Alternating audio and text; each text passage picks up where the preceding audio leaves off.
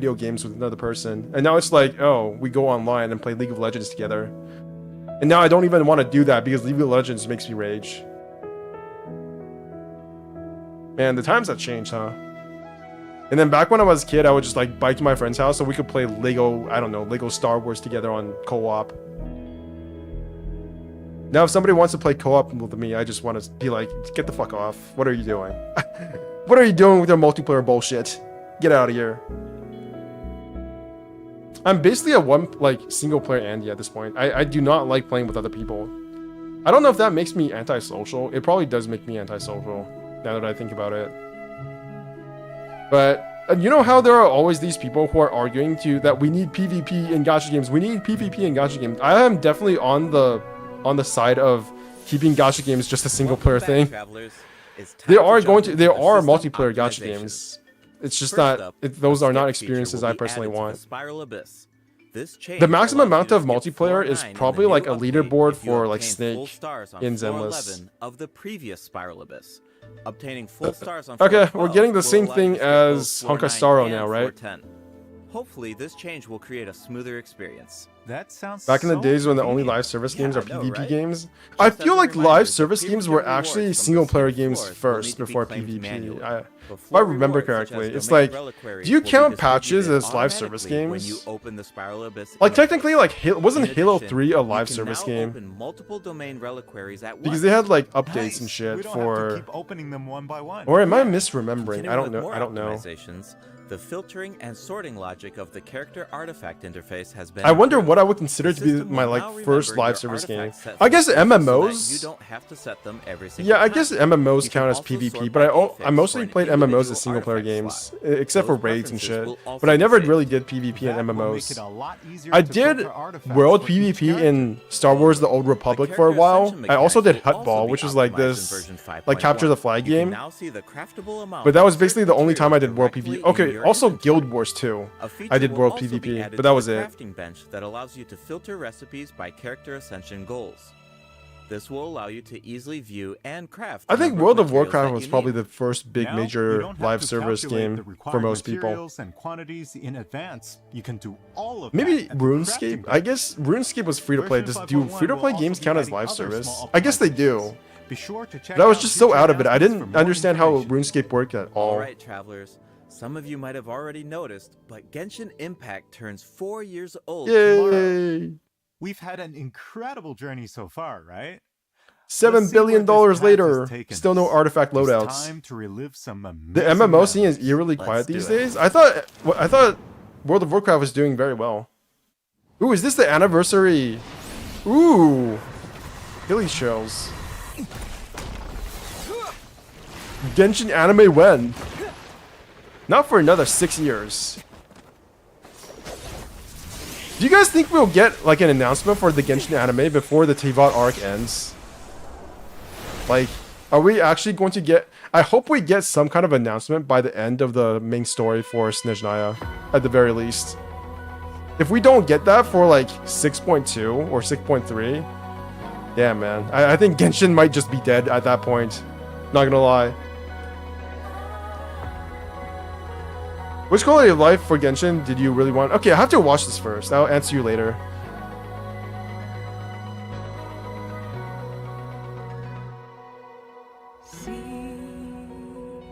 Sometimes it's raining. Sometimes it's cloudy. That's what journey means. Oh, it's so nostalgic. Why the fuck did they show Lynette? That was like way later. This is not going chronological order, is it? But we still must pursue the dream. Travel through the heights and shallows. Oh, the beginning opening scene of Genshin. They're showing limited time events that we'll never see again. Jesus Christ. Lantern Rite. Main story. Side story.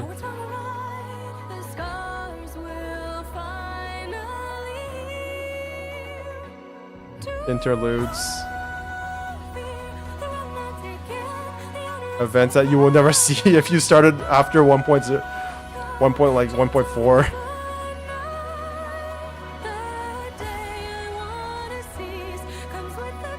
Shinra's story quest is so good, man. I think Shinra's story quest was the first time they introduced a story that canonically happened before a story that had already occurred in the game. They actually went back and retconned this.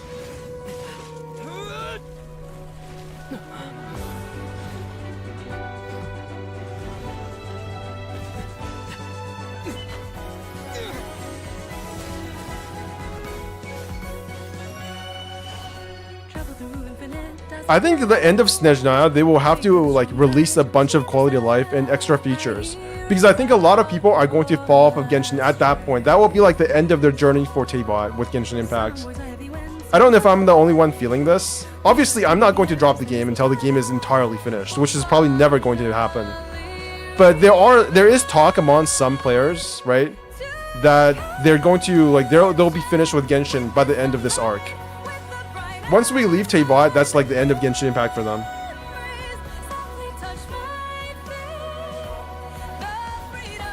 I just love the singing. I'm not even listening to the lyrics. Oh my god, that's what's her name? Yeah, I'm having all of these brain farts. Yo, Emiya story quest, yeah. When was this? I don't remember that.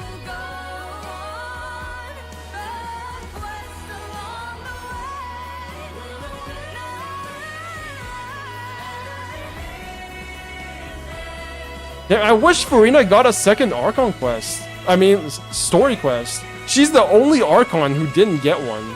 It's so sad.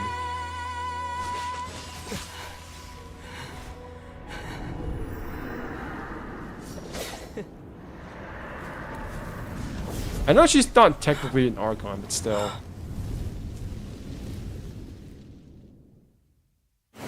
The ending was a bit weird there, but okay. I give that an 8 out of 10. Happy birthday. I think that's pretty fair. Wow. It's basically a collage of all the different scenes over the course of Genshin Impact. I still can appreciate the song too.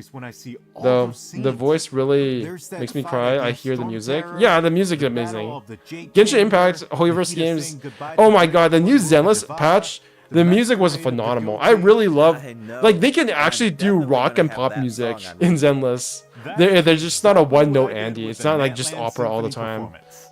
It seems like this is a good place to announce that Natlan's first OST album, Land of Tlayayatl, is about to be released. The album contains 3 discs featuring 78 original tracks composed for Genshin Impact. Yay! We can finally add Natlan's regional soundtrack to I have never actively like put together like different tracks into a playlist. I'm not a music person. I just realized that. I don't know if that makes me really weird, but I don't have like an iTunes list. I don't even have a music player on my PC, to be honest. I'm not a person who plays music in the background. Well, I think there's so much cool content coming in this version, and hey, come on, 4th anniversary. That's so like what I know there are people who like to listen to background music when they're working, but eventually every version has been special. Eventually I'll just like play a movie and then I'll stop playing the movie when I actually start getting concentrated onto my work. Is not only a game to me. Is my work. Is my I don't life. either, but all my siblings think I'm weird for it. Play Yeah, Genshin Impact every day. I need some kind of, sometimes when I start working, I'll need some kind of like catalyst for it, so I'll just put on maybe like a movie in the background. But what I find is that I actually get distracted by it, and eventually I'll turn it off. So if I have to say something this time, we are truly, truly grateful that you guys, our players, are continue playing this game. And we are just as excited as you guys for what's coming next in the game. Awesome. Yeah. No, totally agree. They're like, great. Well, more payable bundles in the game so that you can spend more money on it. We're so excited. We're gonna get a bonus. Thank you all for spending money. All those billions of dollars you've spent over the years has really contributed to, I don't know, Dawei's. Oh, that was pretty short. 30 minutes and 25 seconds. Okay, that was actually, I would say that was a good live stream because it didn't waste my time. All right, let's go watch Hoyofair. So, I give it an 8. It would probably be a 9 or a 10 for me if it had more Silale, but, you know, no Silale, so I guess fuck me, you're right. The only character I care about in this fucking region. That's not true, but still. I don't like when there's too much different noises or when there's too loud anyways. This is too corporate language to me, not gonna lie. You thought it was too corpa? I didn't think it was too corpa. It's just like, whenever they say thank you for, you know, all your contributions, thank you for appreciating our game, thank you for spending money, it's like, okay, we know what you're talking about, guys. We know what you actually appreciate. It's all just corpa. Like, I half suspect, like, Dawei fake cried on stage You know that recent video of Dawei saying, "Oh, we went through such a hard time. People hate us so much, and then we went back to our roots. We're gonna do better." That whole video, I thought that was kind of funny. It's just like, why does anybody care? Just give us more rewards, dumbass. But I don't know. Maybe it was real. Maybe I'm just being too cynical. Maybe all of these people are just like crying on stage all the time. Thank you for lining our pockets with gold. It really means a lot to us. $7 billion later, we get 10 polls every anniversary. Thank you guys. Or are we actually getting 10 polls every patch now? I don't think we are, right? We're not getting 10 polls every patch. This is not Honkai Star Rail. Right? Am I wrong with that? They didn't announce the 10 poll in this live stream, did they? No, they didn't. Or maybe I missed it. Who knows? Okay, so this is the Hoyofair, I think. This was 7 days ago. 7 days ago. I'm a week late. Because I've actually been playing a lot of video games, guys. I'm still a gamer. I'm still playing.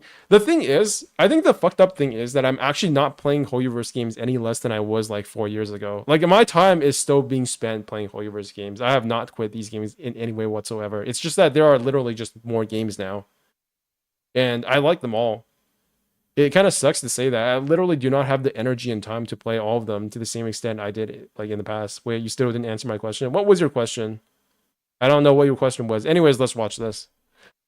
Hoyofair 2024 Flame Fusion Music and Art Festival. Genshin Impact Fan Art Special Program. I think this is the one, right? That's the one. The best Hoyofair ever. Dukaja. Is it this one? 3 hours and 10 minutes. This is also 2 hours and 40.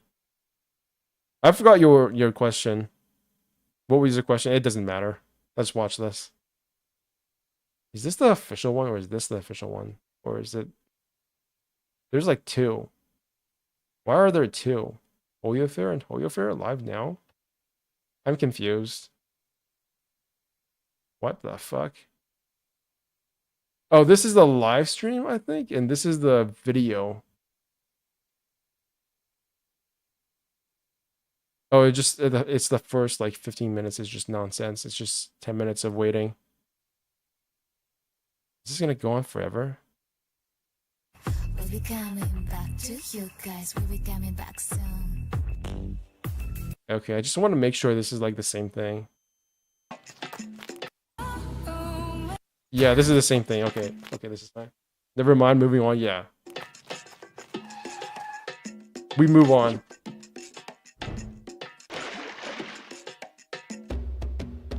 Tianyue, the next one time, I can't read all that.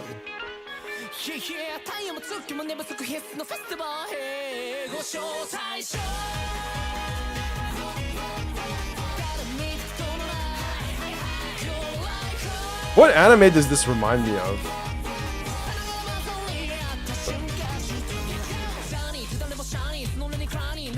I've watched too much anime. My Alzheimer's is starting to get to me. Why is there no fishing in Natland? Is there really no fishing?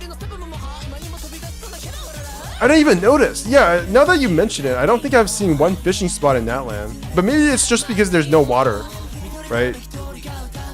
There's no water, why would there be fishing?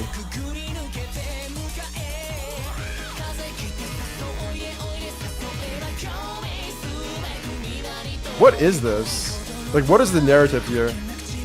There's only one spot. Oh, that's enough fishing for, you know, all the Natland people. It's fine. I have no idea what this is supposed to... Oh my god, she's reading her fortune slip, I think. Furida is so cool. I think she's probably one of the best designs in the entire game. I really just like the short girl designs, not gonna lie. I think I do favor the short female character designs in Genshin more than the other ones. I don't know. And it's not like that's not like a consistent thing. I don't feel that way in other games. I don't feel like the short female designs in Zenless and Honkai Star are nearly as good.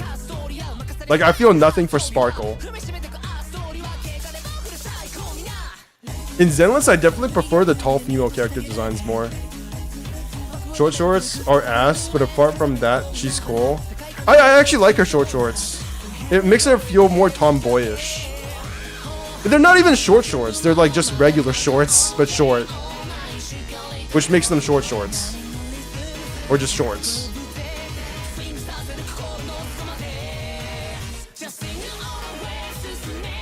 I mean, okay, I can see why they would call them short shorts, but I think they are slightly long enough to say that they're not bad. I've never cared about designs in any of these games, to be honest. Really? How is that even possible? Oh my gosh, she's not wearing her headgear.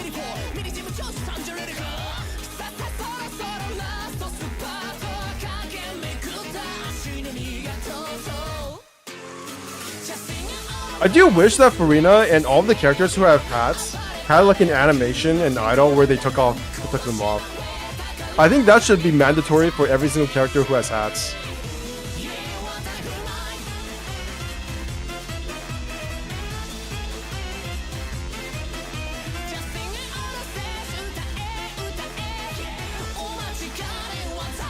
To be honest, HSR doesn't have tall and short women like Genshin has. No, it does have short women. It has like Sparkle and Fuxian.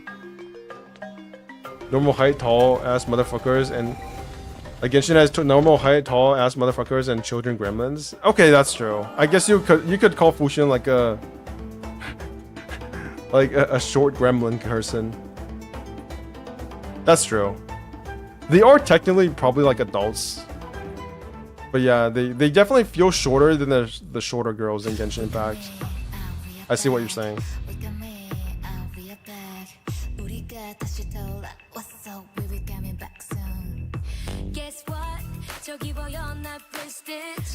MMDs.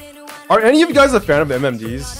I feel like I've gotten more into them lately, but that's because I really like Fei Xiao's model, so I kind of just want to see Fei Xiao move. I played Genshin back then is because of the open world aspect of it. I like to see the map get bigger and bigger back then, and then after 2.6 I start to care more about lore power scaling lol. Yeah. That's why a lot of people like, you know, you've probably like seen 1 or 2 comments online about how Natlan feels too small, but I literally could not give two, like, obviously if it gets to the point where it feels small, then I feel like it would be bad. But when I'm exploring Natlan, I have no idea, like it doesn't feel small because there's so much verticality to it. It doesn't feel like it's any smaller than, for example, Inazuma back in 2.0. Inazuma probably actually has less stuff going on in like 2.0 compared to Natlan 3.0 in 5.0. There's way more stuff to do in like modern regions in Genshin now. They're much more compact and condensed and have more density to them. Natlan is huge enough for me, yeah. I played through Natlan for like 6 hours of exploration. I'd only have like 20 to 30% exploration done. Like how much time would you guys consider to be an appropriate amount of time to spend in any one like release region? Because if you can spend like 6 to 8 hours just exploring and not have like 50% done, I feel like that's a pretty decent amount of content. Finding high quality MMDs videos is like finding a needle in a haystack, but once you found the one, it sticks for a long time. I don't think I've found one MMD that I would consider like the best of all time. Usually they're very high quality, but the music is not, like, it's a song I don't like. Like this one, I don't like the song, but it's very obviously like high quality. So like, what can you do? MMDs are definitely a hit or miss for me. Usually when I like the music, I can forgive the actual models and movements not being too good. But other way around, even if it's very high quality and I don't like the music, then I can't really, like, it just doesn't vibe. I already 100% the first area of Natlan. Oh, Jesus Christ. Yeah. I have not 100%ed an entire region since Inazuma. The closest I came to after Inazuma was Sumeru. And even Sumeru, I'm probably like 80 to 90%.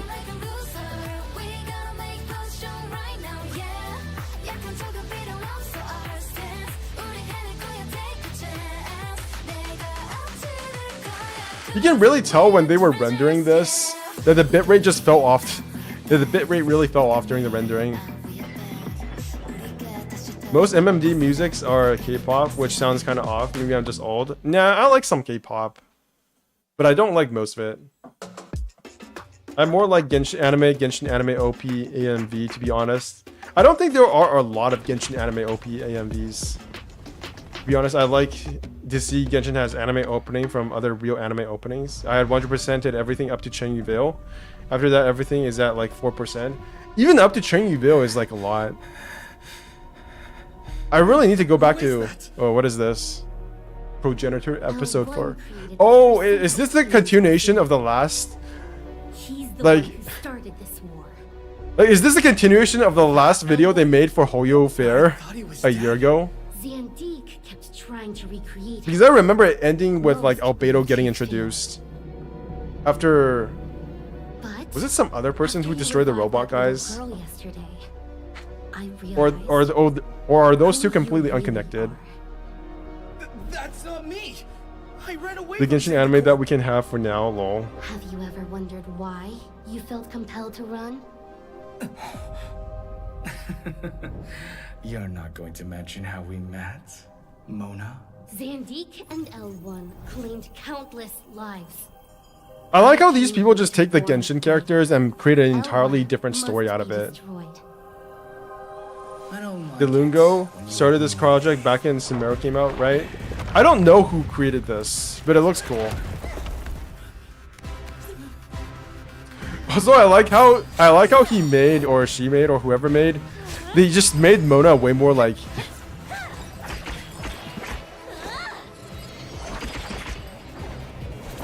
Again, they really. What the fuck is going on? Are they water bending? What is this? What the hell? Yeah, he's earth bending. Jesus Christ. Tell me, Mona, why must I be destroyed? Oh, is Albedo getting possessed? What's going on? Dangerous? Or is it simply because you have the power to? And who do you think gave you that power?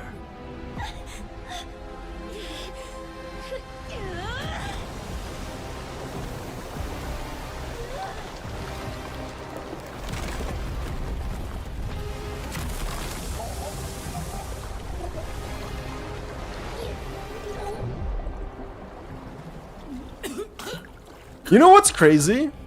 This would have been considered like top tier animation back when I was a kid. Like, I would like to say that this was a kind of animation I used to watch as a kid, but the animation back when I was a kid was honestly probably worse. And this was like, this animations that started happening when I was basically an adult already. Like when I was 20, maybe like 18 to 22 years old, was basically when like animation like on TV started to get this good, at least 3D ones.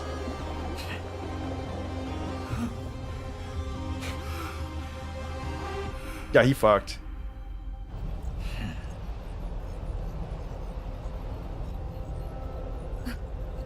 Oh yeah, this is a continuation of the previous video I watched for Hoyofair. We don't know yet what the witch did to you. Oh. Raiden, I didn't look at her. And yet you two were the only ones unconscious. I think I just hit my head really hard. You're not the only one with mild head trauma. What the fuck? Is Wanderer just carrying them? I'm glad you're awake. Or is that not Wanderer, just a robot? Mona! Oh, he's possessed! Please! In like the real world. You have to stop him.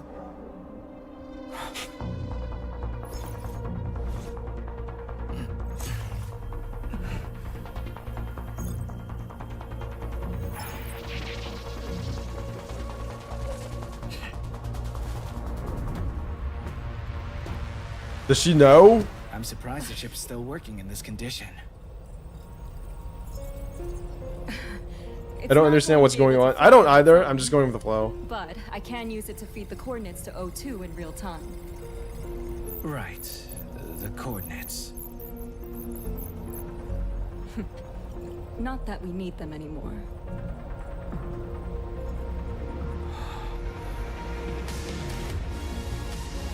Holy shit, it's Honka Staro Inazuma.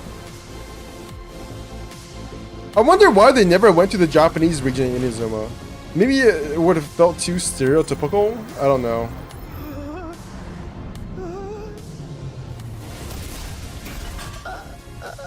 Oh, is that Kaveh? Raiden, Nomad. Oh, it is. I see you've returned from your mission. That is such a weird design. What did you do? He's literally breathing from his chest. Babies? Unfortunately, due to unforeseen circumstances. They're at the bottom of the ocean. Yes. What? I see you're the new guy. This is somehow your fault. Kabe, see to it that RSO3 is taken to the infirmary. CSO3. I'll be escorting our rogue priestess to my office for interrogation. Right. Rogue priestess. This isn't over. Welcome home, Shogun. What the? Hello, Miko. I see you're on your break. This is some alternate universe BS. Imagine you're fresh out of space, vaguely Eastern European city in space China, and you get to space. Yeah, maybe that would have been too on point, too on the nose. I'm really glad that Zenless Zone Zero is not doing like the multi-region type of shtick that they do in all their other Hoyoverse games. I really hope you have a good explanation. I think Space California was already a little too on the nose. Things will be I like Penacony's theme. I promise. I just feel like it maybe could have been a bit more like dystopian, a bit more capitalistic, a bit more ruthless. I feel like they didn't dig deep into like the problems wrong with Penacony enough.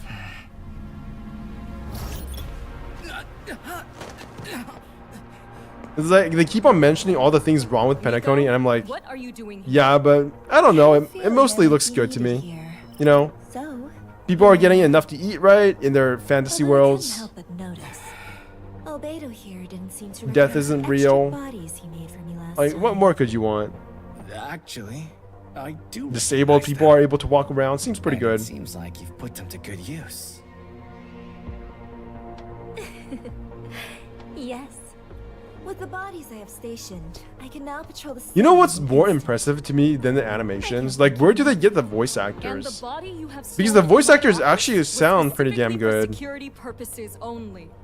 Like, with these fan animations, usually they can get very good animation, but their voice actors suck. But you see, I do take security very seriously. So I'll be scanning your friends for any. And for the most part, it sounds fine here.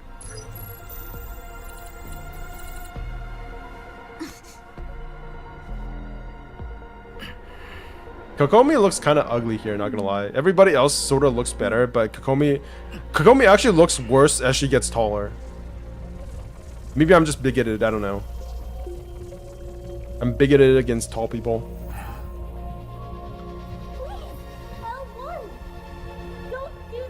Mona does look a bit better as she gets taller, but it's because she kept her gat.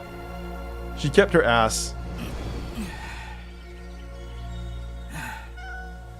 Hey, Mona, right? They're getting the shy kids from school who were forced to take the first role in a play and were too good at it. Earlier, so I fixed it, and here you go. I'm L1. You can call me Albedo. Does she know? I like how she's just wearing yoga pants. Albedo.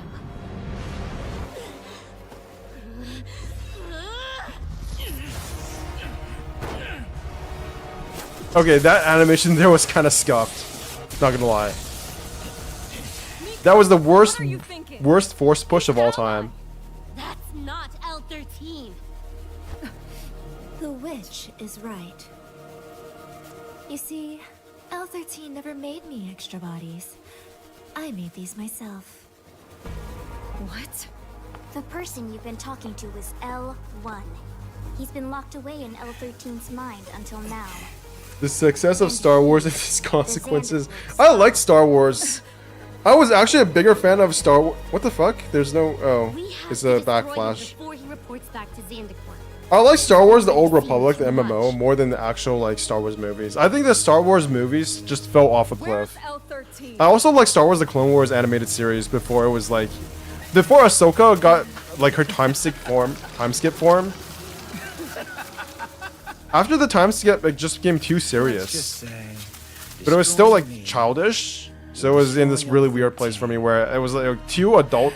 It tried to be too serious for me to care about it, but it was also too childish for me to feel like it was cool. Do you really think so little of me, Mona?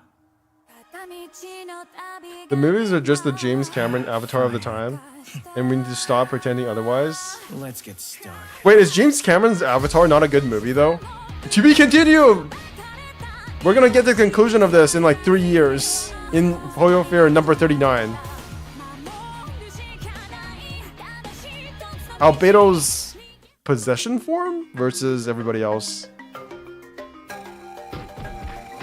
I like James Cameron's Avatar when I first saw it in theaters.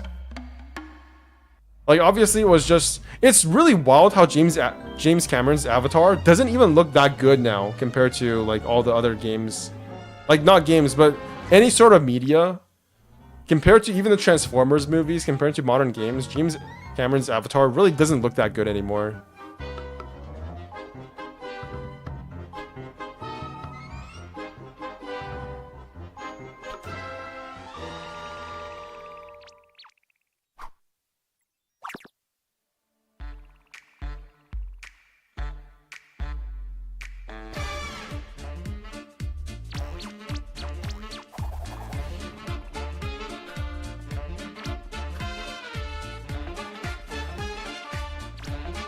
I wonder if we're going to get something like reverse chronology of all the regions we went to in the past when we reached Snezhnaya. Like, what if we backtrack all the way to like Mondstadt once we get to the end of that? Like, after Snezhnaya, where do we go? Do we go to Conria after that, or do we go straight back to some other place? I just don't know. I wonder if Conria is going to be its own full-fledged region. Because it'll be the first region that's not actually based on like a real modern world region compared to all the other Teyvat nations. That's gonna be a big change if they ever do that. It's a showcase of the latest CGI and special effects that look awesome with a story so corny and shallow that... Yeah, if you thought... I don't know, I feel like I don't actually think... Like, I don't think Natlan and Zenless Zone Zero's story are really that shallow. Like, when you compare them to something like James Cameron's Avatar... And the vast majority of action movies, like, especially Transformers, like, if people can like Transformers... Although, to be fair, nobody says Transformers, the movies have a good story, but, like... There's no way that any of the Hoyoverse games have stories worse than those movies. They might gonna keep expanding more areas on the previous region. I think Mondstadt definitely will get an expansion, maybe even in Natlan. I was talking about Star Wars, not Genshin story. Yeah, I'm just comparing. Like, a lot of people take Star Wars stories super seriously. Like, I know a bunch of people on Discords are very big Star Wars fans, but there's like so much nonsense in Star Wars lore. Like, how can you ever take it seriously? Like, if Star Wars lore is something that you can take seriously, then you sure as hell can take Genshin lore and Zenless Zone Zero lore seriously. And Honkai Star Rail. To be frank, and this is why I don't really gel with the criticism of, oh, it's just like Flash. Like, Genshin Impact and Zenless Zone Zero and Honkai Star are just like substance over, like, what do you call it? Like, Flash over substance. Most games, most stories, most movies are really just like very shallow, and there's not much substance in any of them. It's all carried by aesthetics. Like, how deep really is Final Fantasy 16 story? How deep really is Final Fantasy 7 story? They're not really that deep, right? Most of it is just like thinly disguised environmentalism carried by a giant guy who wears really cool clothing with very long hair, carrying a giant sword, who kills people and behaves in a crazy way. And that's basically why people like That helps. Star Wars story is tyranny bad. Star Wars lore is like Warhammer 40k. I think Warhammer 40k probably has a better story than Star Wars. It definitely has better lore. I'm not even a very big Warhammer guy. Like, sure, I've bought minis and spent like a couple $100s on them, but I kind of regret. I regret buying miniature figures more than I do spending money on gacha games. I read that book myself. I'm at that level of like investment in gacha games at this point. I kind of wish I had spent my money on gacha games instead of miniature figures and paints and supplies and stuff like that. No, I'm no actor. I do have some good news, though. Huh? Your ritual... What the hell? Is that Kokomi's real form? Or is that Novelette? Fuck you, Novelette. What do we do? What figure did you get? I got some Slanesh guys. Exactly 1 minute. For Warhammer Fantasy. Perhaps a change of venue. I got some Skaven dudes.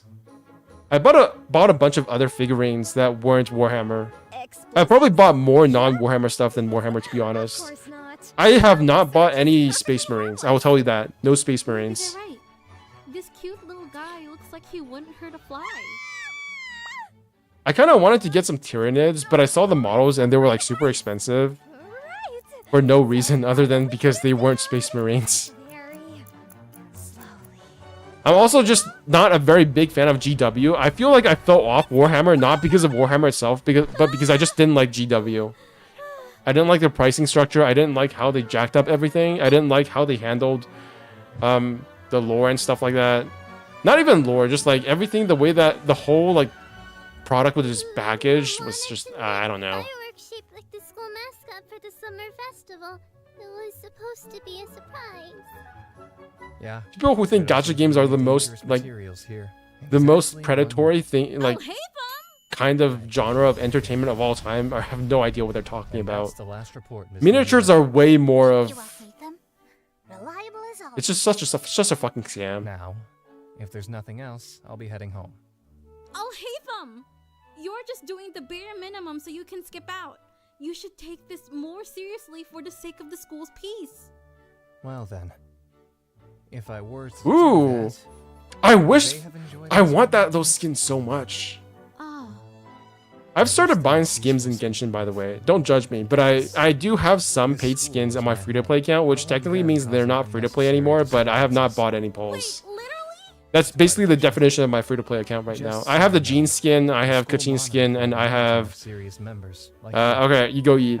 And I have Nilu skin, even though I don't have Nilu. Go get some rest. It's really interesting how they still don't have any Archon skins. I find that very special about Hoyoverse. They don't really try to go for the most obvious monetization strategies. What a wonderful thing we've made. Who's that? Is that a Honkai Impact 3rd character? No, that's Farina, because she has the water drops. That does not look like Farina at all. Once upon a time, there was a god who cherished her people. Born of water. Oh, is that Ruka Devada? They yearned for the allure of human life. No, that's Fossilors. I got the names mixed up. Creating the existence they longed for was Ajiria's justice. Oh, that's such a cool transition. It was like hand and then skeleton. There is no escaping fate, for we all have a seat at the final feast. Even symphonies. What if the gacha game ends its live service? Would you still not regret it? Yeah, probably at that point I would regret it. But like, not really. Not for like, I feel like Hoyoverse games are definitely in there. Oh my god, this animation is, it's amazing. Oh my god. Like a masquerade. Yeah, this is why Farina is the best character in the game.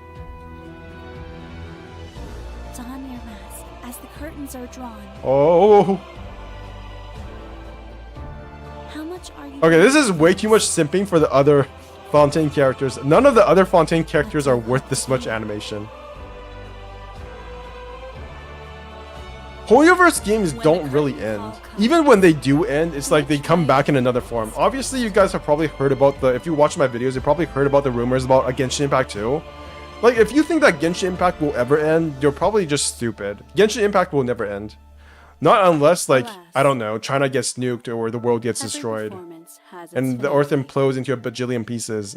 Maybe then there will be no Genshin Impact, but I'm willing to bet you that Genshin Impact lasts for like another decade or two. There's going to be a Genshin Impact 2, there's probably going to be a Genshin Impact 3. Probably most people will like, most people probably won't care about Genshin Impact at that point, but this game will come back in multiple forms. It'll be an anime, it'll be a movie, it'll probably be in other types of games. It might not even be a gacha game. It might just be like a straight up paid game that you play for like 20 hours and never touch again. But this world, this IP is so profitable that it will never die. And the servers for Genshin Impact will probably also never die as well. You'll probably, even if it ends service in terms of no more content, you will probably still be able to play it on the servers. Like, they'll probably, at that point, they won't even have new content. They'll just rerun events from the previous years. That would actually be really cool to see Genshin Impact in a finished form with all of its events available to everybody and to have no new content. Like, it will probably be one of the biggest games of all time.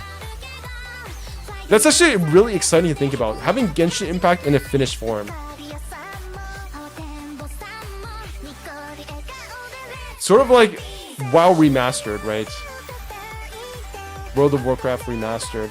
And they could maybe even like change up the gameplay content. Like, it doesn't have to be new story content. They could just change the gameplay. Like, what if the elements did different things? What if you introduced the bosses with different effects? That'd be really cool. Like, they could use the world they have created for Genshin Impact, but do different things with it.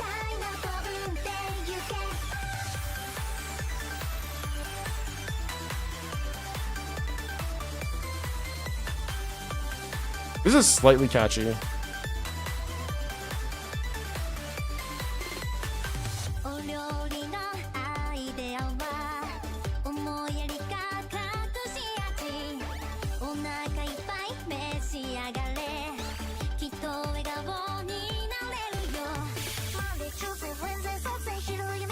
So no, Genshin Impact, never ending.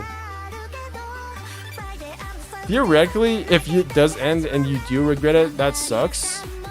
But at that point, I feel like you've probably played the game for so long, it doesn't really matter.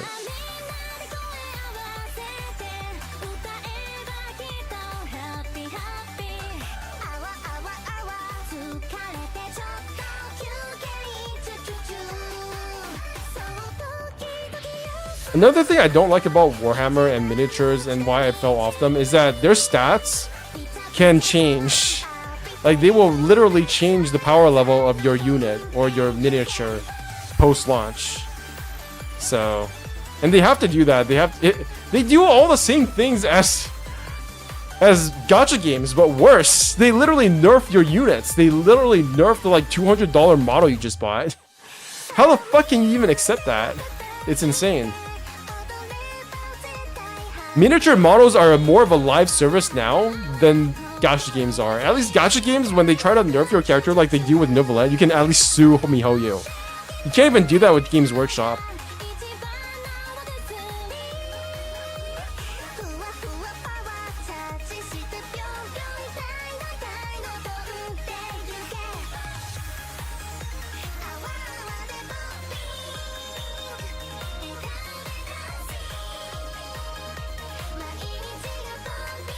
One of the weaker parts, I think, with Fontaine, now that I think back to it, is the prison, right? The prison was probably the weakest part of Fontaine, for me at least.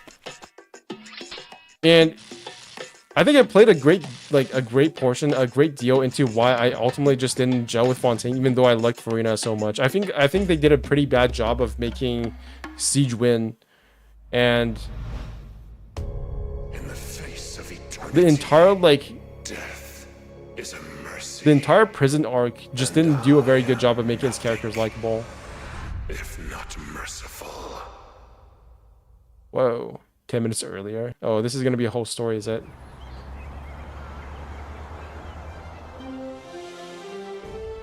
And now we've come to my favorite part of the tour. We have a Conrian ruin guard. Historians believe that these ancient machines were sentries who watched over places of significance. Here's a fun fact for all you gamers. Did you... Oh.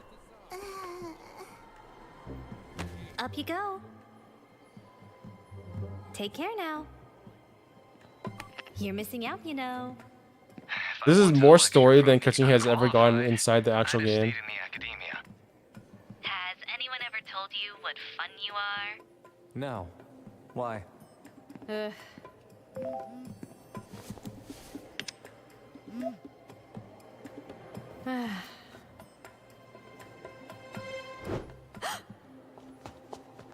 Did you know that the design for the popular Mr. Cyclops game was inspired by this?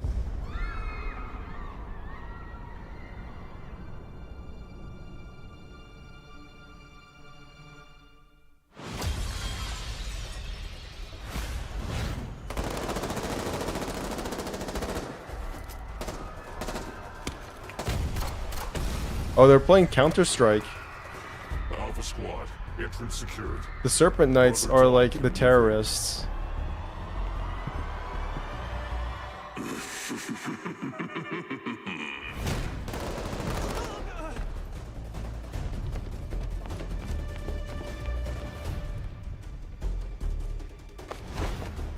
And the Raiden Shogun dolls are like national treasures they're trying to steal. Repeat, Serpent in the garden. Abyss Ops in the museum. I'm 99% sure a Counter-Strike, but with solely Genshin characters already exists. I swear I've seen videos of I that. hear you, baseplate. I've got multiple tangos on my 12 o'clock, holding a defensive position. Ammo limited, defenses split. Copy that. Hold tight. The guards have called it in. SWAT teams en route. ETA, 10 minutes. I think so far this is probably the best introduction for one of these Hoyofair videos. This is probably the best introduction so far. Roger. Set up a perimeter. Remember your training. Aim for center mass.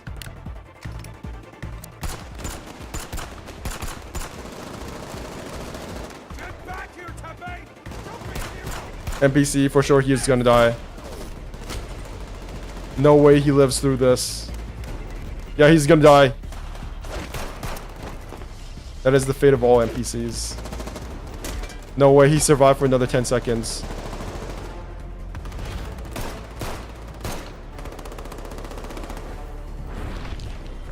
What the fuck?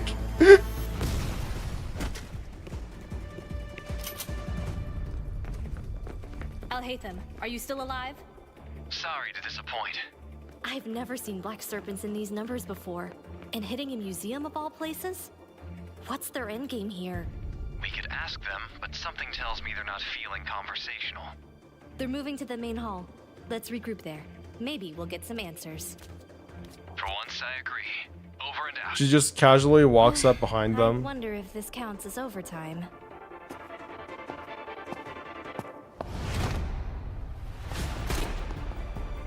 Why is everything on fire though? Like why? Do they just set things on fire for fun? Wait, is that Albedo's signature weapon? Why does she have that? Oh, these are all the signature weapons in the cases. Cool. I would love to have that in like the teapot. Wolf's gravestone, I think.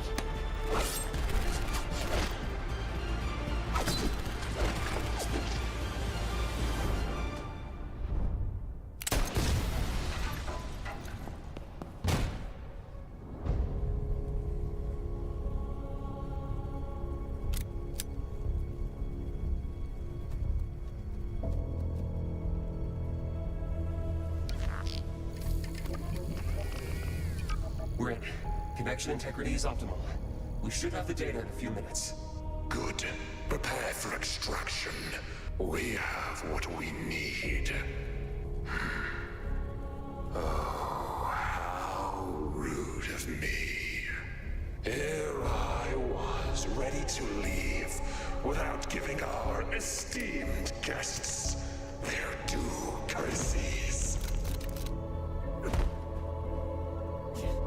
There's no need to fear the end, agents.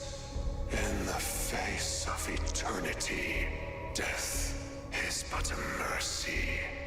And I... Something about the Pyrolector holding a gun is kind of funny. Merciful. I'm not sure even if the Pyrolectors have hands. Like I don't remember having them having hands in the main game. What? Take cover!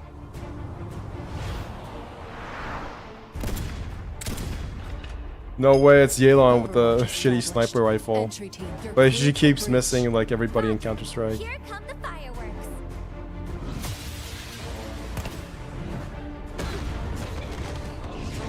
Yo, you know, with AoE damage, that is inaccurate.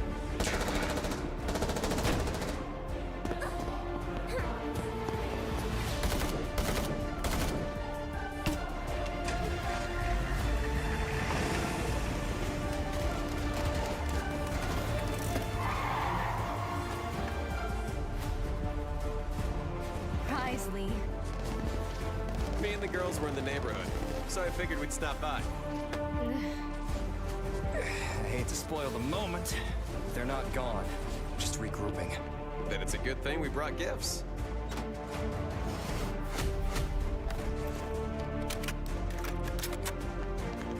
Your order, sir. Prioritize the data retrieval. Charlie Squad. You gotta have those color-coded weapons, or else they're not real. They're not signature weapons. You get negative damage. You three, get the big fish. Yolanda and I will back the small fry. We all know that's what playing Counter-Strike is all about, collecting weapons.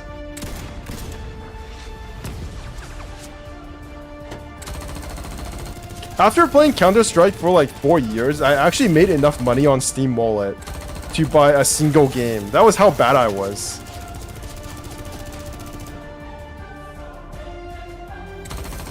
I was actually pretty surprised too that my weapons just from casually playing Counter-Strike would actually equal up to like 60 70 Canadian dollars. That was a what the fuck moment for me. I was like, wow, people could really do this for a living, you know, if they were crazy enough.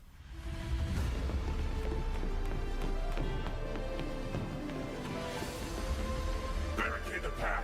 Delay them as long as possible.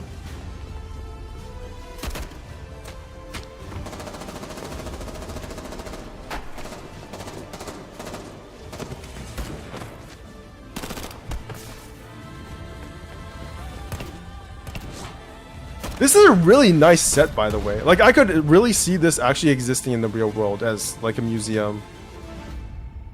Like, wow. Holy shit.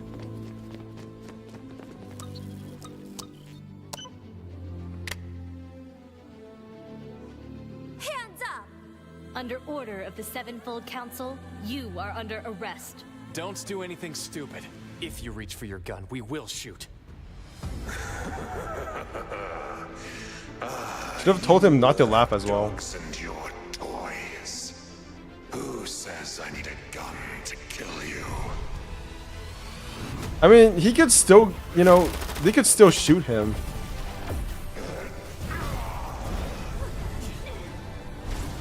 What's the plan here? Watatsumi Blossom.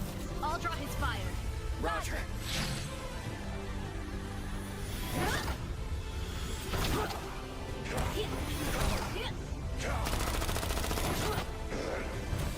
Go! On it!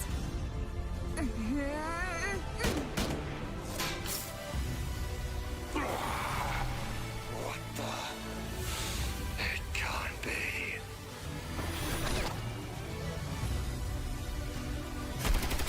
It's okay, you still got this. You can't, she can't electrocharge you. It doesn't do any damage on single targets. Unfortunately, you got Dendro on you now. Now you're fucked because they're going to.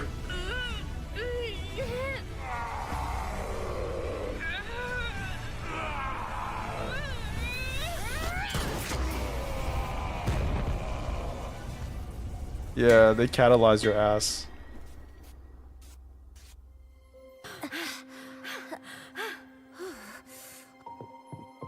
hate them! Are you alright? No, I'm fine. Just hanging in there.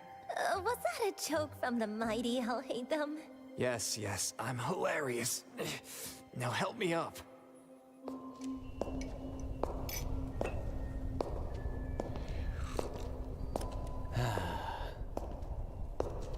Oh look, a new exhibit.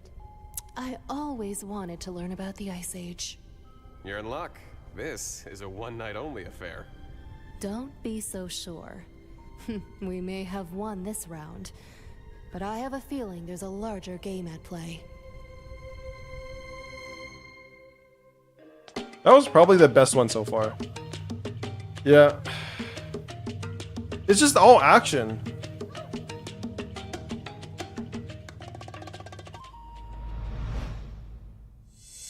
It's just vibes. No idea what was going on. No idea why there were like Abyss people raiding a museum. No idea who the good guys were or why they were fighting back. It was just Counter-Strike, but with Genshin characteristics.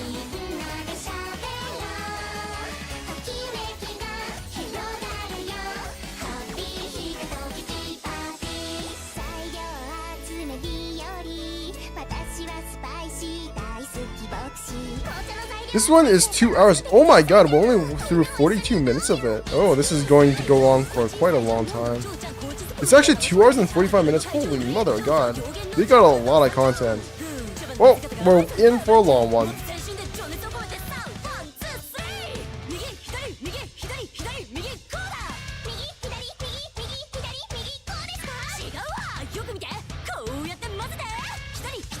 I used to try to lose weight by playing Stepmania, but I realized that they didn't actually have a lot of good beat maps.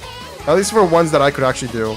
I don't even know if they're called beat maps. What are they called? Basically, like the programming for the different songs, there weren't enough songs that I actually wanted to play to, so I ultimately just fell off it.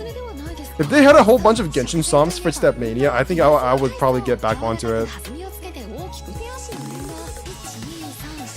It was the only kind of exercise I actually liked.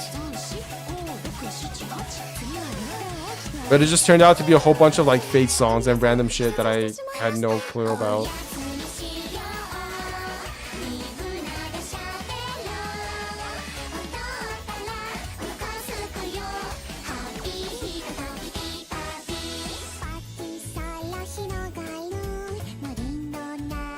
Harisara spreads alone in the forest with the noble fragrance of tea leaves in me.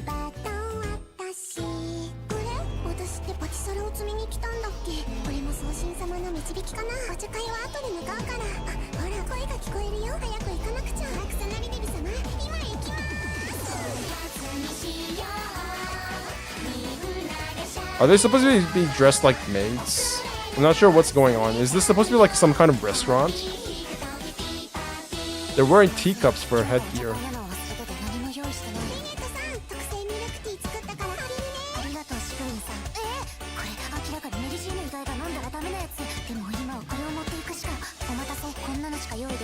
Barbara, Hutao, Ayaka, Lynette.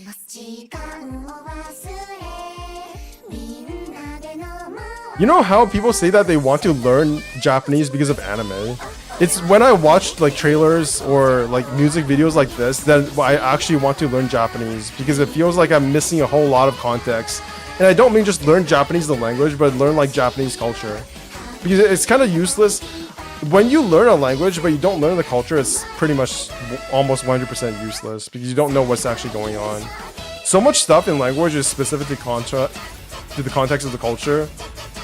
Like, there's a whole bunch of honorifics in Japanese that just don't translate over to English. And I feel like that's the case with a lot of music as well. Like, even if I can read the English, I have no idea what's going on.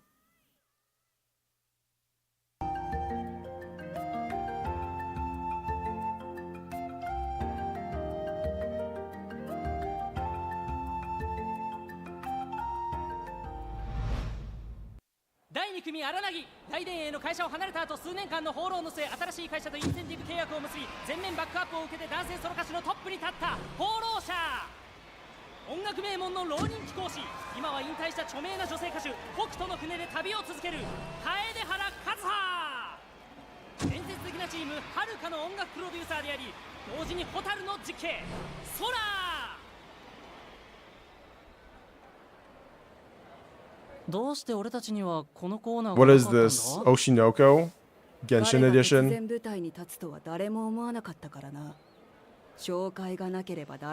I have no idea how the opening song for Oshinoko got like a bajillion views. The manga itself, I've always considered mid. I don't know how. Like, I can understand why like Demon Slayer became as big as it was, but I have no idea how Oshinoko did it. It feels so random to me. 驚いたことに調味料はみりんであった。その後、ソラさんもこっそり拙者のドリンクに入れたが聞いたことないな。みんながお腹を壊した時も俺が病院に連れていたんだ。Does this have subs? Thank you. 誰と？カサッチが倒れて救急車で運ばれた時、突然立ち上がり、ちゃんと服を着替えてから運ばれたことでござるな。トレーニングの時、カズハが自分の特製ドリンクを持ってきて、それを飲んで歌いながら寝ちゃったんだ。え？彼は俺が酒を入れたって言ったの？ない。はい、これ。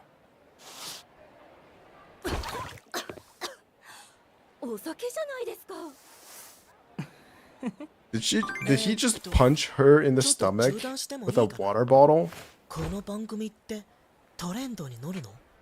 ああ、オッケーオッケー、わかった。はあ、そうだよ。俺たちは。I wonder how many things I'm watching that I'm completely misunderstanding. 過去の真相を追っている。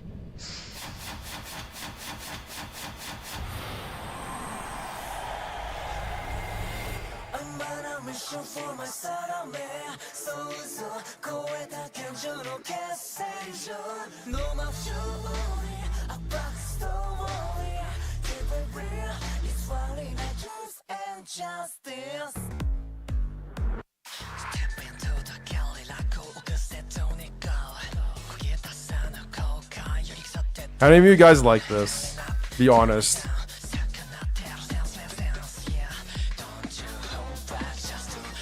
I've heard that Genshin Impact's player base is significantly female now. I wonder if that was always the case, but we just didn't know about it. Because you can't really tell what gender people are online, but I can definitely feel like the case to be made that Genshin Impact has a significantly like female player base compared to other anime style games. I wonder if that's why Genshin Impact became so big in the first place. Because if you guys have paid attention to the revenue charts, like Love and Deep Space is popping off. Love and Deep Space, people in China love that shit, and it's mostly just the dating simulator catered towards, at least as far as I know, it's mostly like catered towards female audiences. But how does that explain Honkai Star Rail though? Because Zenless Zone Zero is probably the most Coomer out of all the Hoyoverse games so far, and is definitely also the least successful.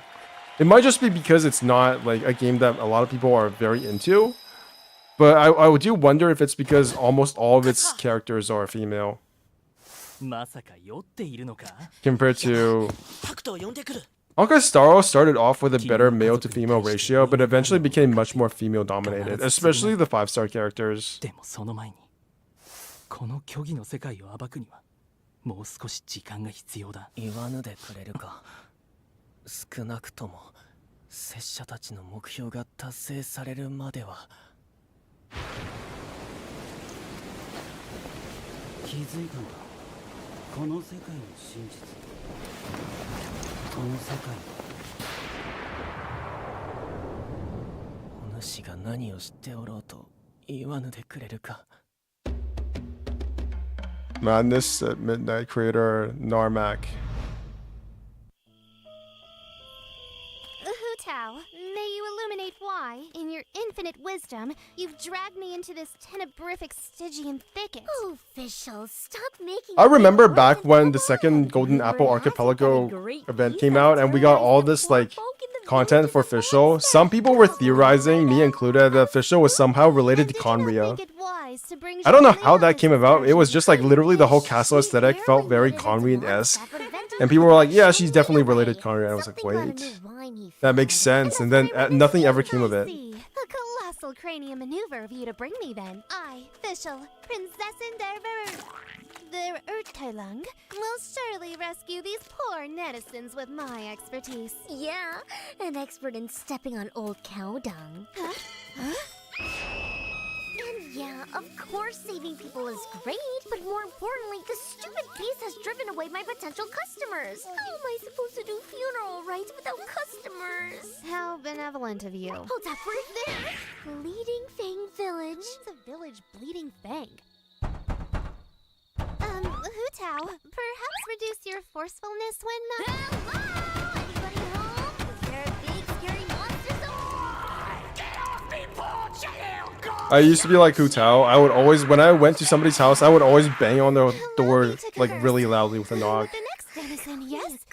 I didn't realize that was very rude at the time. Greetings, small child. I, Official, Princessin der Urteilung, require the immediate descent of your mother upon this shoddy porch. I want to go home. Third time's the charm, right? Hello. Oh my, what brings you dearies here tonight? Granny! Oh, please help us. The villagers are all crazy and we need to find a beast. Oh, you're searching for a beast? Well, I do know there's been quite a bit of unrest around here. Oh, have you ever thought that what you're searching for is searching for you instead? Like, it's right behind me, isn't it? Ruh-roh. Hi, dearies. Wait, then who's at the front?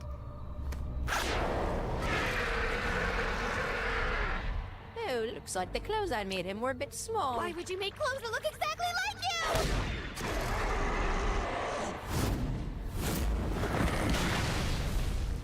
Huh? Razor! Weird, creepy girl. You shouldn't be here. Okay, you know my name's Hutao, right? But thanks for the save. With us three here, we'll slay this bad boy in no time. Slay? Why slay Big Bro? Big what? That thing's your brother? Yes. His name is Larry. Egats! This Larry appears to be a rift wolf from Wolvendom. For such a ferocious beast. Canonically, aren't the Rift Wolves supposed to attack real wolves? And that's like the reason why real wolves are really scarce in Wolvendom? Or was that just like lore I made up in my mind? I swear, somewhere, someplace in Genshin Impact they said that. Looks like a job well done, Fischl. Our customers are saved. I liked helping people. And rumors are always passing through the funeral parlor. Demonic entities, ghostly pirates, undead tax collectors that will hunt your coin for eternity. We should solve all of Davat's mysteries. I wonder what Zhongli is up to right now. Ah, I do love it here at the Cattail Tavern. Come, Bard. Why don't you and me enjoy a warm cup of tea?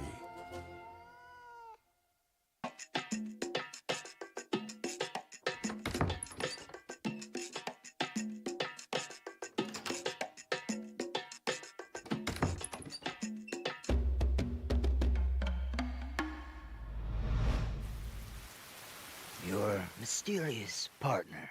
Is it who I think it is?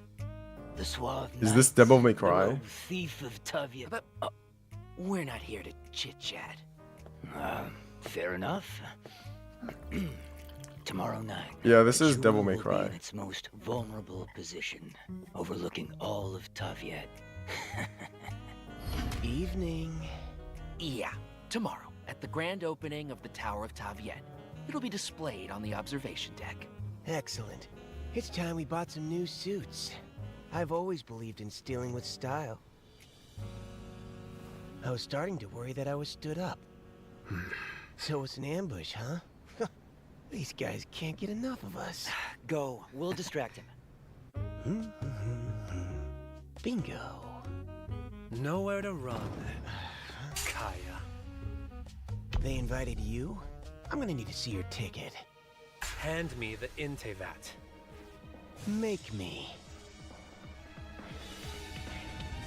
Gladly.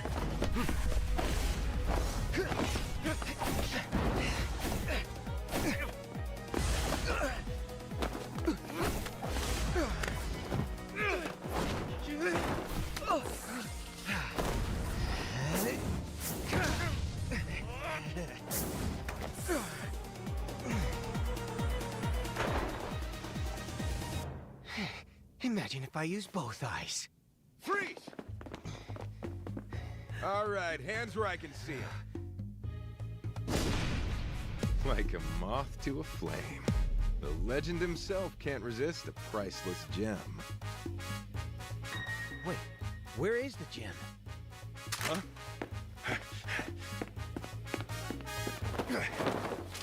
What? It's not there! Well, it was a pleasure catching up with all of you. Catch. Oh,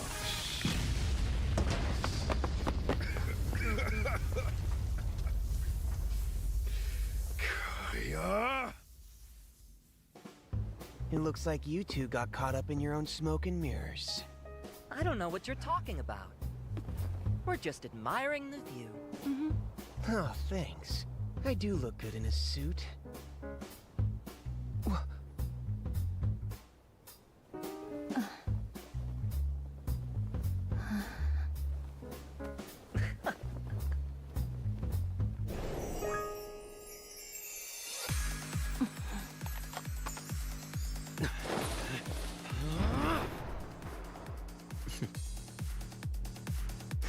I see. I wondered where all Hatham got all that flair. He usually prefers brute force. Is that so? See? Told you so.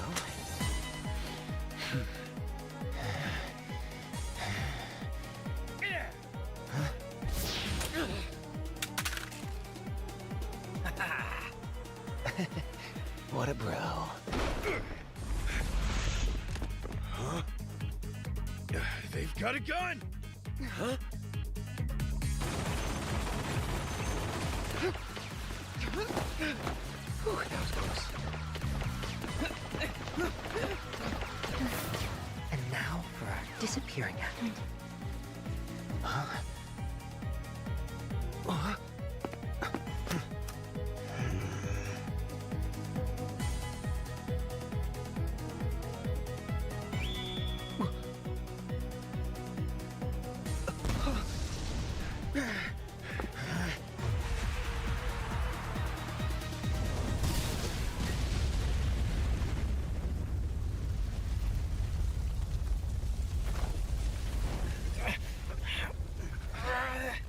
Hold on. I know there's supposed to be a story to all of this. I'm sure there is. But in my mind, this is probably the most random of all the Hoyofair Even if it means killing me. stuff I've seen so far. I have no idea what's going on. I'm sorry. Such an organization. I kind of didn't like the dubber in this video, not gonna lie. Yeah. I'm not saying it's bad, but What are you talking about? I just don't understand what's going on. We're trying to save you. I'm sorry. Aren't we? He's right, I'll hate them. Hang in there. Yeah, yeah, it doesn't sound like Ito. I'll hate them. No. Okay, and also this is some very accurate tinnitus. As someone with tinnitus, this is like PTSD for me. Actually triggering. I'll hate them. To be continued. Uh-oh. Toy box trials. I must say, I'm disappointed in you. Are they like grooming themselves? Most of these are like gay men having sex with each other. Even though I never watched something like that ever in my life, lol.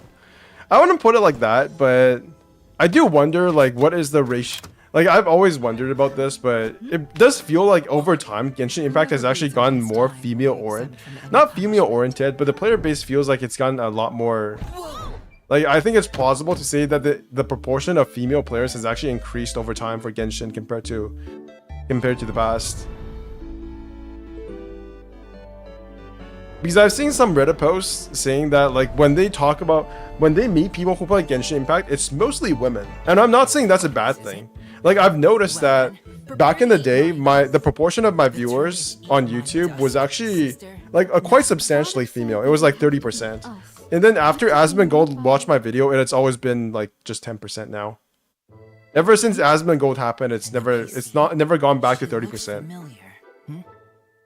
I think Genshin is the best equal proportion of audience in gacha. Yeah, I do think so. For gacha games, I think Genshin Impact is actually like the most balanced in terms of female versus male characters, which might not actually be a good thing for like marketing, if we're being completely honest. Because if you want to be a Genshin only player, it's like if you're a Coomer and you're a Genshin only player. Oh my, I actually like this animation. This is really cool. Then you have to wait twice as long to get a character you want. And let's be honest, there are some biases to Genshin character designs. Like there are a lot more like short male and female characters compared to the other games, is what I've noticed. Like the Linnies and Lynnettes and the Kazuhas and the Wanderers. Not that I'm complaining, I actually like the short female characters.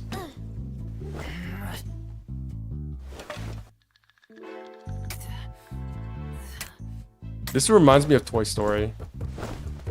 Are they taking spider webs? Those are spider webs, cool. Webs, eh? Well, I've played enough video games to know how this one goes. I'd like to have a house when all this is done. Thank you. Why do they have a match? That's super dangerous. They're made like out of like wood, right? What the heck?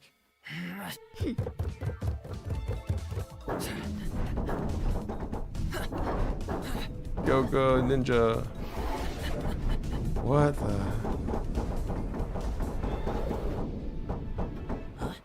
What? Did Father's controller break? I'm kind of Coomer, not gonna lie, but if I need to choose Genshin or ZZZ, I will choose Genshin since it's my most invested game of all time. Even the design-wise, I like Genshin ZZZ more. I would say I like ZZZ and Genshin about the same.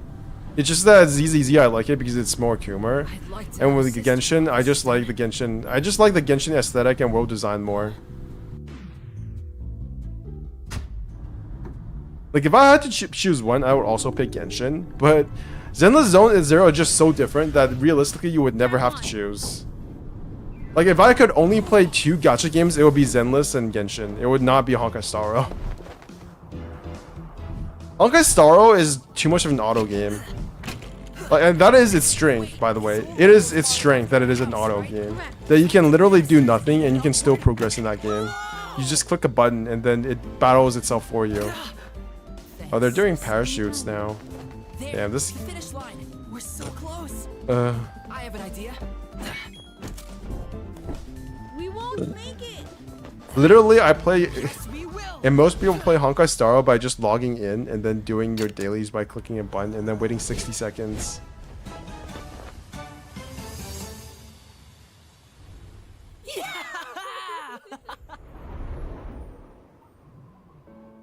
I have no idea what was going on. I suppose it was only a matter of time until someone broke our record. You would have been proud of them, Clairvy. Father? What? That's so touching. They made her an ice cream sundae with strawberries. Mini Genshin. E-Clove.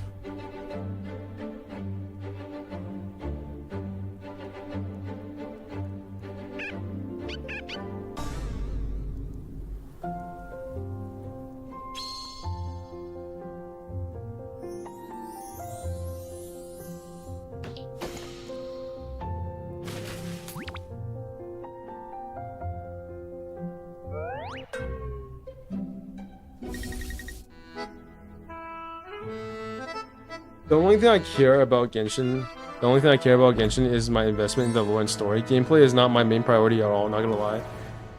Because since I don't have gamer background... Oh yeah, I forgot, you're not a gamer. I don't think you played video games before Genshin Impact. I always forget that, like most people like who play Genshin are not gamers.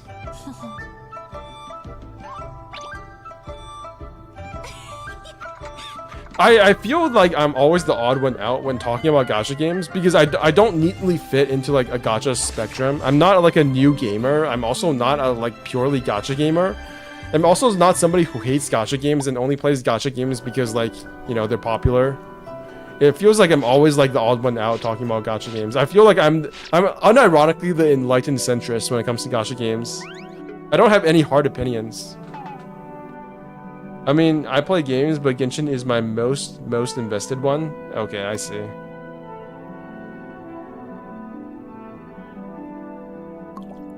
No.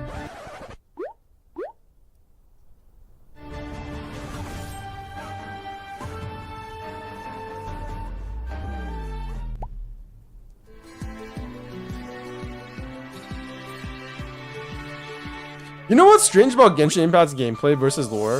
In Genshin gameplay, like if you use Electro against an Electro Slime or Hydro against the Hydro Slime, it does no damage.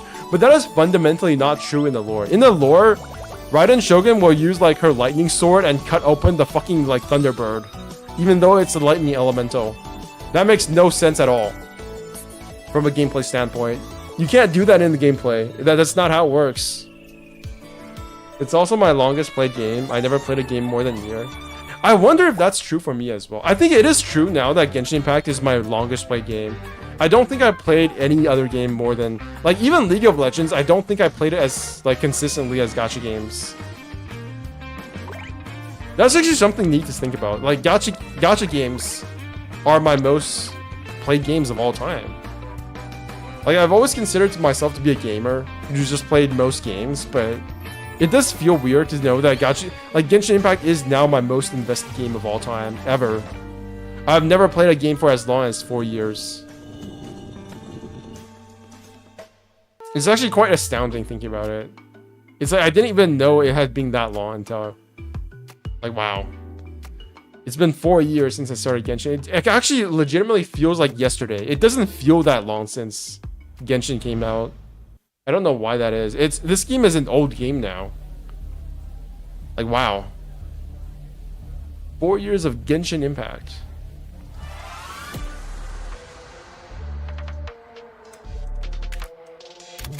Most games that drop within a month or two. Even Guild Wars too. Like, not even MMOs I've played as long.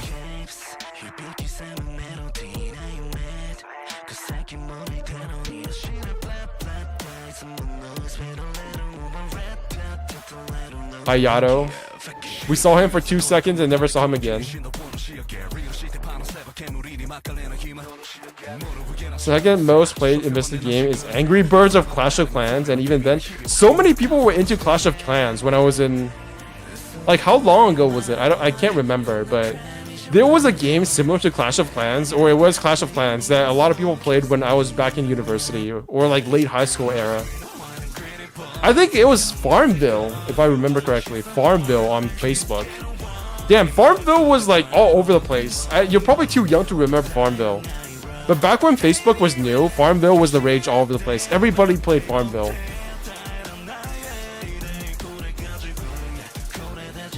Yeah, and you don't play these games because you like them, it's because of FOMO. And I think a lot of people treat Genshin Impact the same as well, not gonna lie. Like, unironically, Genshin Impact, a lot of people mistake why Genshin Impact was so big. The reason why Genshin Impact was so big was because it tapped into like the production values of a AAA game and made it an actual game combined with all the other like aspects of gacha games that are considered degenerate. It is legitimately it was groundbreaking when it first came out because of the scale of the game. Genshin Impact was innovative, and it still continues to be in some ways. But it is an old game. It's not as flexible as it used to be. I remember when the Summer Island first came out, that actually blew my mind. The fact that you could have a live service game that produced this much content within a 6-week cycle, it was insane. And when we first got the Summer Island, and on the first day we couldn't even access all of the Summer Islands. And on the second day, we realized like the entire Summer Island archipelago was so much bigger than we had thought at first. It blew my mind. And I think it blew a lot of other people's minds as well. Like 1.6 was legitimately just an awe-inspiring patch. And it's unfortunate because you can't really get a sense of that now. Even if they added that content back into the game, which I think they should, it's not going to feel like the same way as it did when the content came out the day it did. The first year and even the second year of Genshin Impact were legitimately magical. Even in Inazuma, even with all the like bad storytelling, I think Inazuma was a step up in terms of world design. Like the islands of Inazuma itself, so good. It's kind of funny now that they can actually let you skip Inazuma entirely. Like, it's not... You can go from Mondstadt to Fontaine, and now you can go from Liyue to Natlan. The only anti-mainstream game that also AAA that I've ever played is Metal Gear Solid 5. That's it. I think a lot of people treat Metal Gear Solid 5 as just this, like, whatever game. That was overshadowed by MGS4. It's literally the only AAA game other than Genshin that I've been playing. Venom Snake 1? Metal Gear Solid 5 was like this transitional period for Kojima when he was still working at like Konami, and And then he just eventually, he realized that Konami would always just be like a pachinko machine producer. And he went off and made Death Stranding. I'm actually quite excited to see Death Stranding 2. I feel like Death Stranding 1 was like a beta version. And Death Stranding 2 is going to be like, hit it out of the ballpark game. And ironically, he's going to create like the best Stranding type game of all time.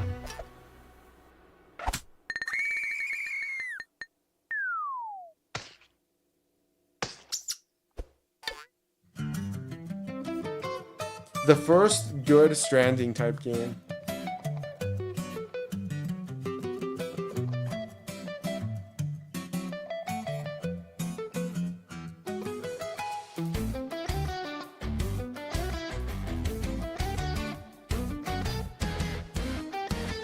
This is basically just like a mobile game ads. Do you guys watch ads like mobile game? It doesn't look that mobile gamey. No, it doesn't. I deny that. Okay, kind of does now. Never mind. Yeah. This is actually like the web events they do for Genshin Impact, where you click and you go through like these different tile sets, and then you have a bunch of dialogue boxes. In the end, you get maybe like 30 Primo Gems. I aggressively close apps and tabs when I see an ad. This is why I really dislike Twitch. The only reason I want to go to Twitch is because they give rewards for it. It's so bad. A lot of the online spaces as well have just gotten less enjoyable. I used to be a very big Reddit user. Even Facebook I used a decent amount for like a couple of months. But I feel like all of these large online spaces like Reddit, Facebook, and Twitter have become much more niche than they used to be. It feels like in the past people just went to these sites for like non-specific reasons, and it was just super random, the kind of thoughts and feelings and I don't know, just opinions that you could see on these places. And then over time they became much more specific. It's like Facebook is just Boomerville now. It's like there's way more, I don't know, not alt-right, but like just a bunch of weird opinions, like cultish opinions. It's like there's no nuance in anything. It's not even nuance. It's just like everybody's feelings are already so set in stone that there's almost no reason to engage in discussion in online forums at this point. I don't know how I got to this rant, but it is what it is. Oh yeah, I was talking about Twitch. Twitch is just also like less enjoyable for me now because I feel like the culture in Twitch, except for like some small channels, is so typical of each other. If you have more than 1,000 viewers, it feels like every time you go on one of those Twitch chat streams, it's just a bunch of emote spam. I don't know when it became like that. Maybe it was always like that, but yeah. Combined with the ads. Oh, this is a nice song.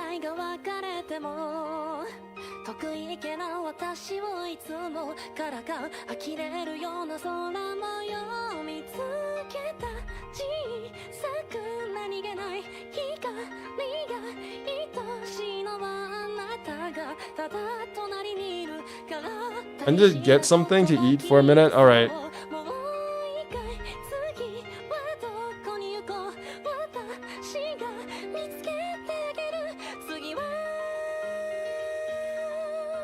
I like this. I really like the shtick of imagining anime characters in real life, just in daily life. I think that's part of why I like Zenless Zone Zero so much. It does kind of feel like they took the fantasy characters and just put them in real daily life. Of course it's sci-fi, but it's as close as we're gonna get. Like seeing Ellen Joe in normal like high school clothing, just not walking around but on the streets is, I don't know, something about that just got to me. It just made me like the game so much more than I think a lot of other people did.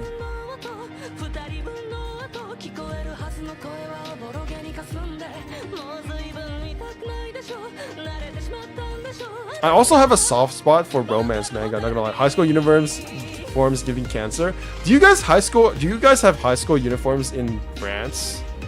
I don't think you guys do. In Taiwan we do. There are some private schools in Canada, I've also seen them have uniforms.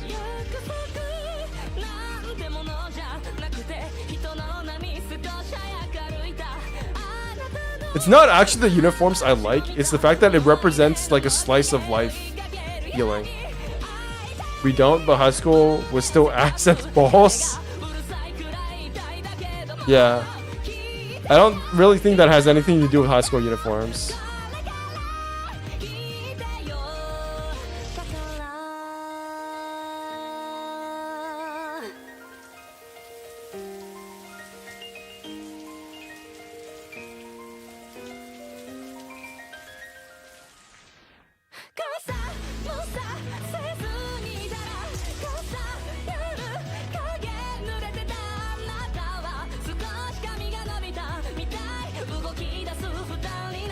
No, it's the fact they represent the wretched monster that is academia.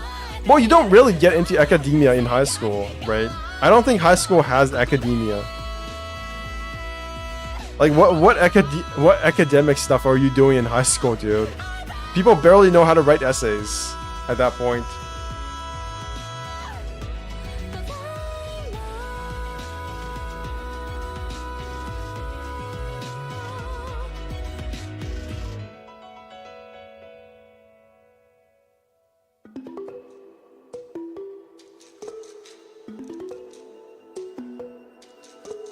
Lifeline.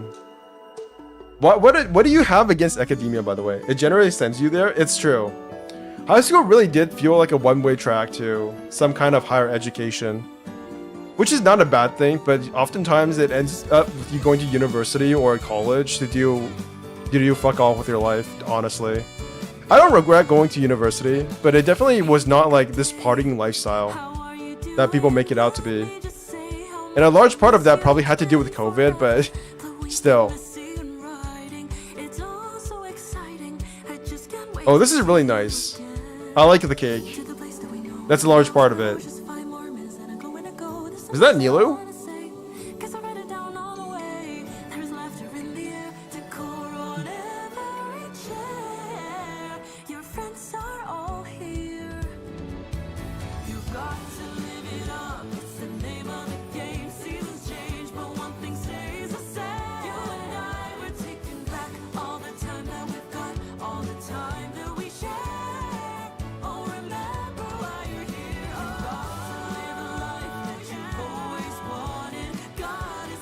Everything, it's evil, manipulative, cultish, and we act as if it's a given when we could end it with our own hands. But why would you end it with your own hands?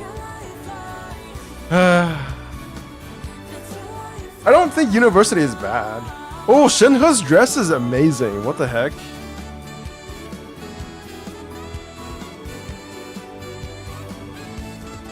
Wait, that's just a real room. Read Deschooling Society by Ivan Itch. 100 pages long? That's nothing. I will say that going to university decreased my love of reading by like a lot. I don't think I read more than like 1 or 2 books after university. Before university, I would read a book like every day. Like almost every day I would read at least like 60 pages. It was insane. I used to be such a big book lover, and then university took all of that away. It's not their fault, it's just like when you're in that environment, you just naturally have to read so much. And then it's like, do I really want to do this? Even if it's reading a fantasy book? Nah, not really.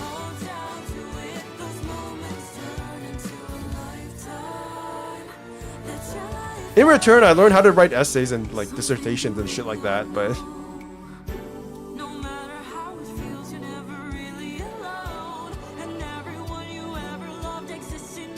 I want to try to get more back into reading, if only because I feel like my vocabulary is actually declining over time rather than increasing.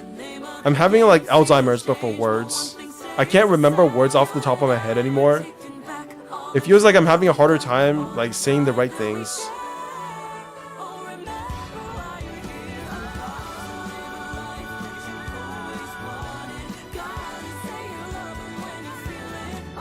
Damn, he buff as hell. Who the heck is that?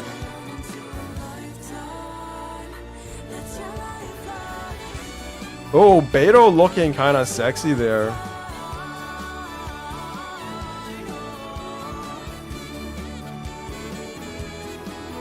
That is the worst Raiden Shogun I've ever seen. God, that is a disgusting outfit. That was really good, 9 out of 10. Moonlit bamboo forest.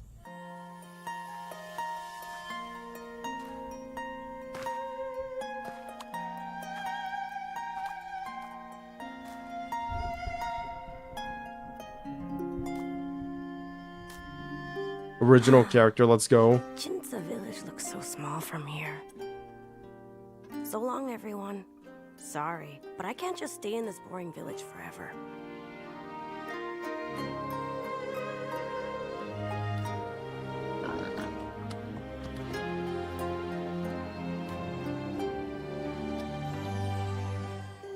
The forest is full of monsters.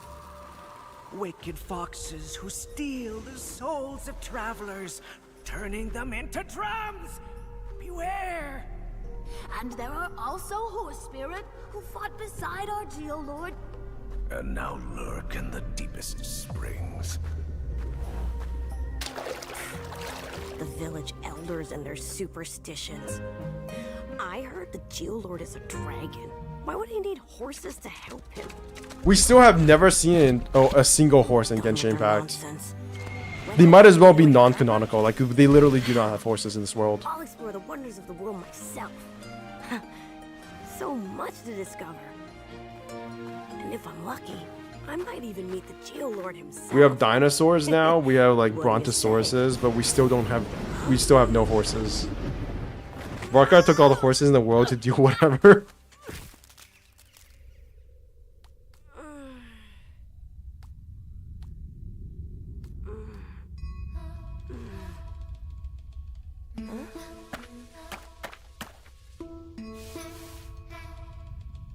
It would be really nice if we went to like a plain field. A plain. Like the sea of flowers, the sea of, I don't know. Basically, I want to see like a giant region, but instead of a desert, we have like a plain. And we have a whole bunch of horses running around there. That would be such a nice imagery. Yeah, I want that. Give me that, Hoyoverse. Challenge Capitano to a crayon eating contest. No way. This is so Japanese.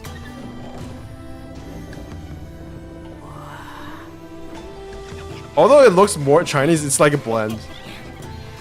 I don't know why I said Japanese. I guess this is like, it's in a bamboo forest.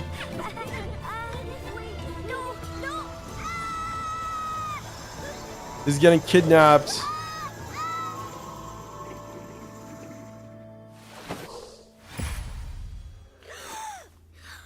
This is foreshadowing for Tingring.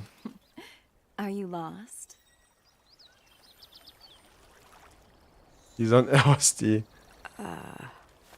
How does this relate to Genshin Impact at all? Because I don't recognize either of these characters. Who are you? Is that supposed to be Gaming? I'm no fool, I'll have you know. I'm heading to Liyue Harbor to be a great sailor. An explorer. How fascinating. That's right. And I'll travel across the seas and... And yet here you are at the start of your journey and already lost. I'm not lost. I'm just... this way? Or maybe that way. There's no shame in not knowing where to go. Follow me. I will lead you out of here.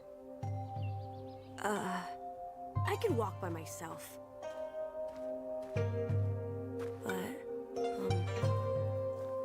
thank you.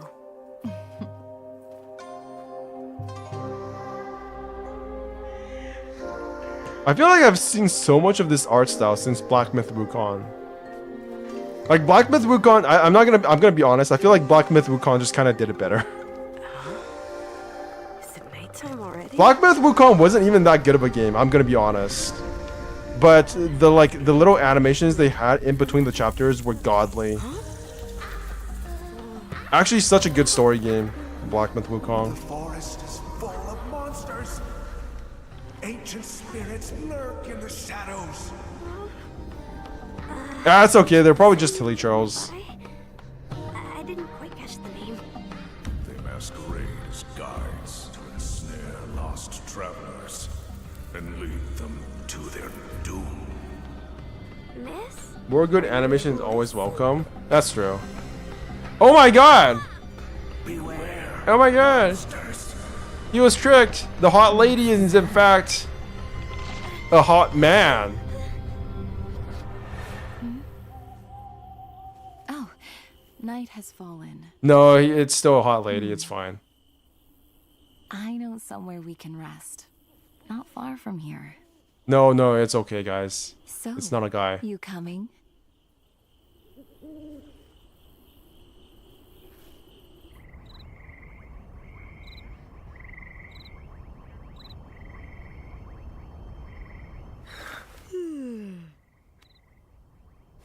Would you like to hear a story?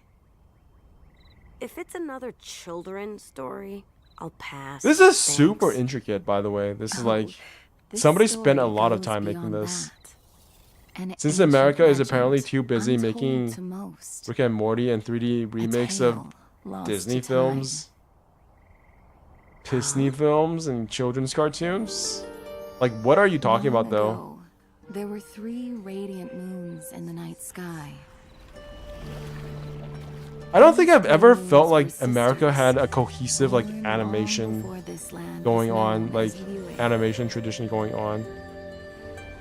I'm pretty sure there is like a style of American animation, but it's not like cohesive enough for me to comment on it.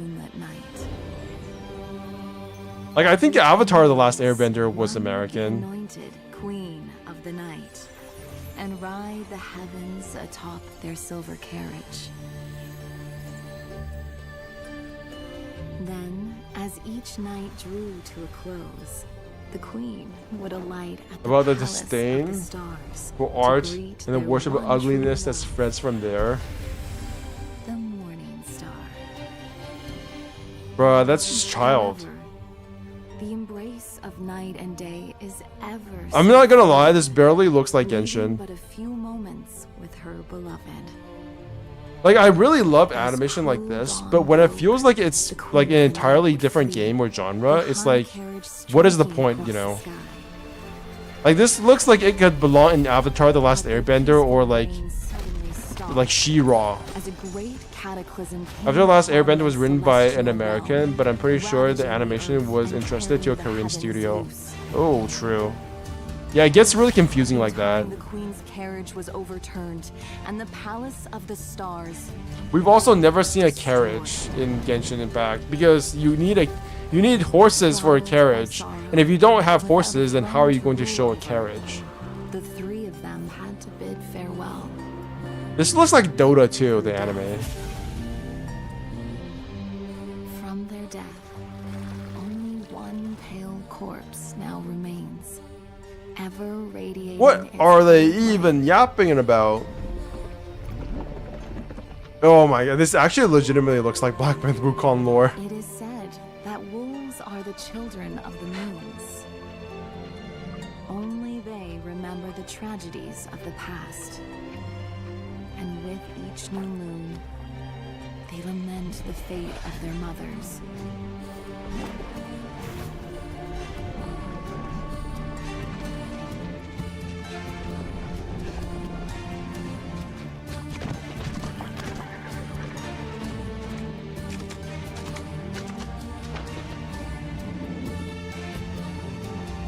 Original character, sure. Hot lady I've never seen before in the game, sure. But a horse? That's too far. That's way too far. You can't show this. This is not impossible. This is impossible in Genshin Impact. You can't have horses. Sorry. I think I learned nothing from the entire animation so far. Were you lost? It's very pretty though.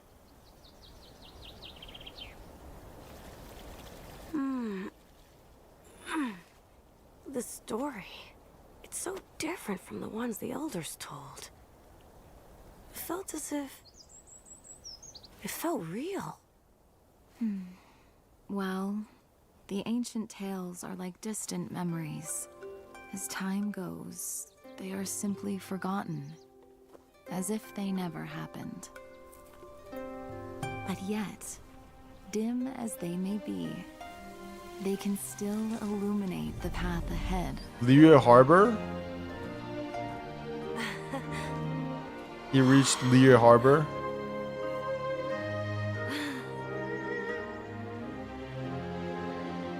Oh, it's whatever. Wang Shu-in. Who knows? That is such an idyllic picture of Wang Shu-in. When it's just like... They can live on. It doesn't look ugly, of course, in the game, but that's a very idealized picture of Wang Shu-in. Although we are all I kind of wish it looked like that in the game. eventually.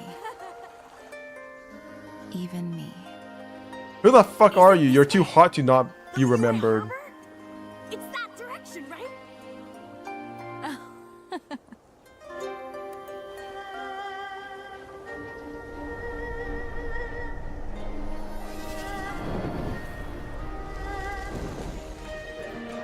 Whoa! Holy! Wait, he grew up to be a... Damn. Yeah, no gay, but he kind of hot. I still don't know who you are. Oh no, the hot lady disappeared. You're gonna spend the rest of your life thinking about her.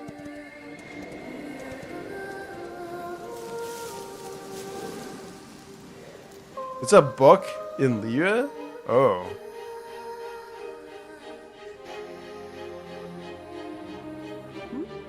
Damn, this animation told a better story than Wuthering Waves. More understandable than Wuthering Waves. 10 out of 10.